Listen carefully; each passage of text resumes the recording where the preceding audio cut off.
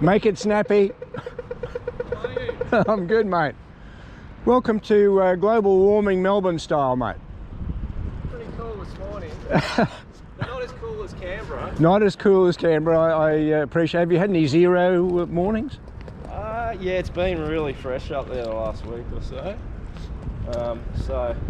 Yeah, extra doonas required at night. Mate, I remember the old days of Onka Paringa blankets when it was so heavy, Yeah. and then doonas came in and it was a bloody revelation how light and warm they were. Well, we've got the electric blanket going at the moment, so that's how cold it's been. I think that was in May, in late May, before June, we were starting to use the electric blanket. Yep.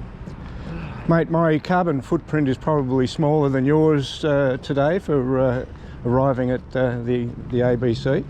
Oh, I ran down, I jogged. Oh, well done, mate. Were you pleased with the election result, or don't you care to comment? To be honest, I was completely indifferent about it. Mate, I'm glad to hear it. I'm glad to hear it. That's my honest opinion. You have a good one, mate. Yeah, you too. See ya. See ya.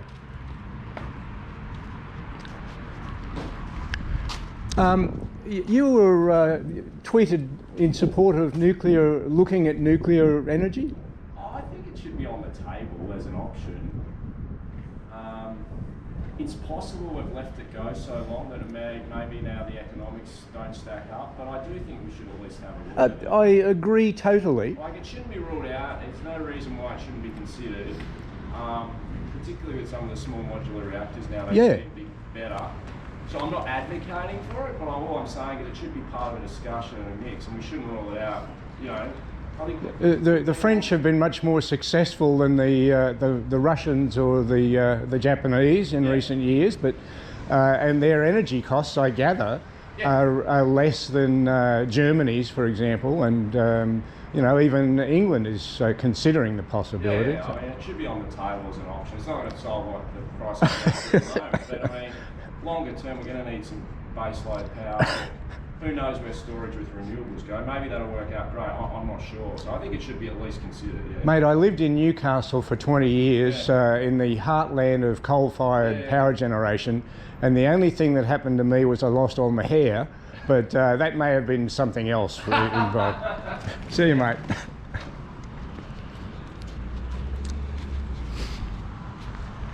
Bill Thompson for Outside Insiders. I'm grateful to John for sparing the time for a chat. I was interested in his tweet that he feels that there should be at least consideration given to nuclear power as a baseload source for Australia. And I think I see Gareth on his way. I'll see if he's prepared to have a chat.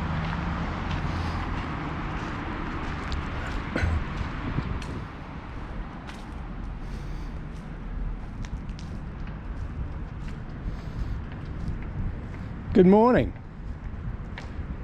Mate, welcome to global warming Melbourne style. What's on the agenda today? Pardon me? What's on the agenda today?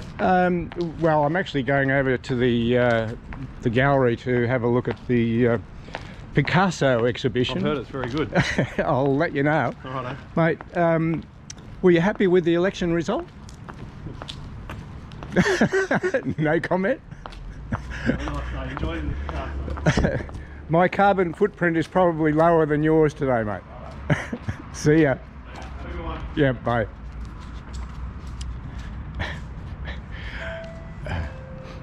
Again, I'm grateful to Gareth for being prepared to shoot the breeze briefly.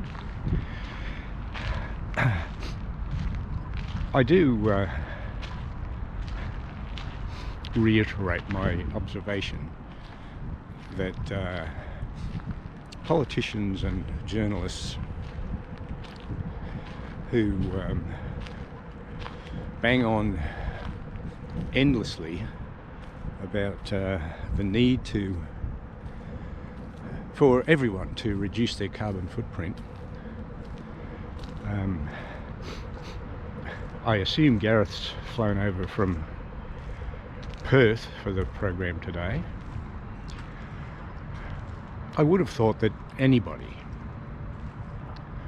who spruiks the necessity for everyone to play their part in reducing CO2 emissions would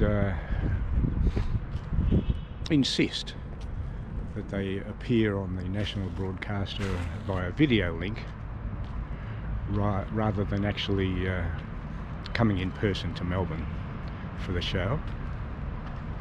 That's just my opinion. Bill Thompson for Outside Insider. Good morning, Bill Thompson for Outside Insiders. I was just trying to use my GoPro, but it's turned itself off for some reason. I'll have to see what the problem is. So I've resorted to my faithful iPhone. It's about 9 o'clock on Sunday morning, and I came around about an hour ago to in hopes of catching up with Bill Shorten. He was listed as the politician to be interviewed today. I'm not sure whether he was scheduled to be in the studio or not, but so far I haven't seen any sign of him. And I've got to leave to go to the Pablo Picasso exhibition at the NGV around the corner from here. So it looks as though I'm not going to have a chance to chat with Bill.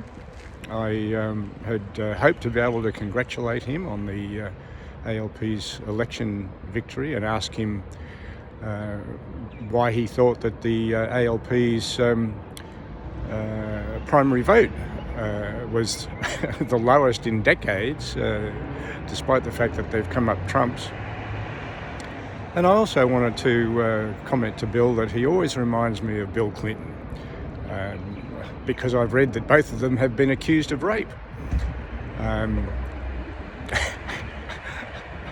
was also going to ask Bill whether he thought that the Australian Parliament should invite Cathy Sheriff along to address the Parliament with her story of the matter in question. But it's not going to happen, so I'll sign off for this year. I'm heading to America on Wednesday, and I'll be away for 5 months. So it's the end of Outside Insiders for the next 5 months at least. Maybe Insiders will still be going in early December when I return. But I wish everyone the ability to afford the electricity and/or gas that they're going to need to heat their homes for this winter. And good luck. See you next time. Bye. So it turned out that Bill Shorten was in the ABC studios this morning, but apparently didn't arrive until after I left at around 9 o'clock. By the way, for anyone who's interested, the Picasso exhibition at the NGV was magnificent. Try and get along if you can.